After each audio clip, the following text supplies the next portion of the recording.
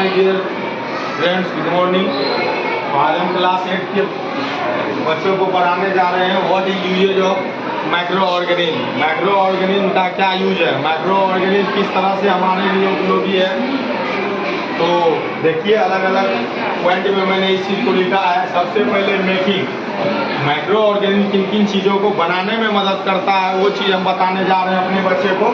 तो सबसे पहला चीज इसको बनाने में दही, दूध से दही बनाने में इस्तेमाल होता है, ब्रेड बनाने में इस्तेमाल होता है, वाइन बनाने में इस्तेमाल होता है और पिकल अचार बनाने में इस्तेमाल होता है। ये तो वो चीज़ है जो हम अपने दैनिक जीवन में डायरेक्ट इस्तेमाल करते हैं खाने पीने में, और इन सभी चीज़ों को बनाने में माइक्रो ऑर्गेनिज्म का अहम भूमिका होता है। ये हमारे घर पे भी और व्यापक लेवल पे इंडस्ट्री फैक्ट्री में भी बनाया जाता है। उसके बाद देखिए, क्लीनिंग द इन्वायरमेंट।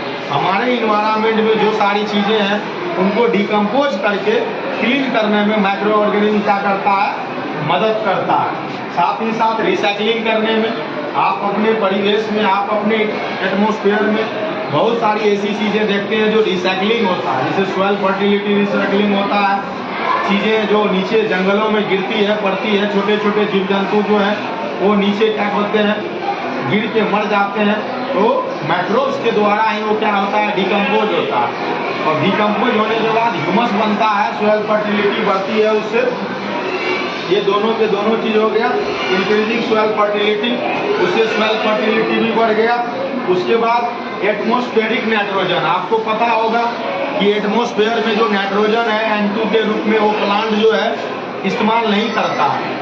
तो उस नाइट्रोजन का जो है क्या होता है, जो कन्वर्जन होता है, वो नाइट्रोजन कन्वर्ट हो जाता है किसमें, नाइट्रेट में, नाइट्रस में, और फिर जाके वो यूज होता है प्रोटीन संश्लेषण में, प्रोटीन बनाने में। किसके द्वारा, जो भी लेग्यूमिनस प्लांट्स है, जो भी दलहन पौधे हैं उनके द्वारा। अब उसके जड़ में गांठ पाया जाता है, उस गांठ में एक बैक्टीरिया पाया जाता है जिसका नाम क्या है, राइजोबियम। क्या नाम है, राइजोबियम। और वो राइजोबियम बैक्टीरिया क्या करता है, एटमॉस्फेरिक नाइट्रोजन फिक्सेशन करता है। तो वो भी एक क्या है, सूक्ष्म जीव है। क्या है वो, सूक्ष्म जीव है। इसके अलावा और भी कई चीजों के क्षेत्र में माइक्रो ऑर्गेनिज्म का अहम योगदान होता है, जैसे बायो टेक्नोलॉजी में, अलग अलग मेडिसिन बनाने में, जीन पे रिसर्च करने में।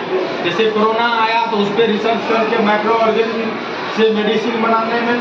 मेडिकल यूज में जितने तरह के एंटीबायोटिक्स बनाए जाते हैं उन सबों में इसका इस्तेमाल होता है। बायोकेमिस्ट्री में कल्चर के लिए इसका इस्तेमाल होता है। जेनेटिक्स में इसका इस्तेमाल होता है, ताकि माइक्रो ऑर्गेनिज्म के जीन को समझा जाए और उससे होने वाला डिजीज पे काम किया जाए। और उसके बाद जो है मॉलिक्यूलर बायोलॉजी में भी इसका अहम योगदान होता है।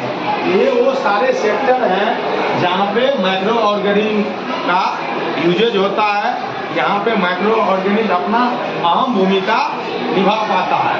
आगे के वीडियो में हम और भी चीज़ देखते रहेंगे और इसी तरह से वीडियो बनाते रहेंगे। चलिए फिर मिलते हैं, बाय बाय, जय हिंद।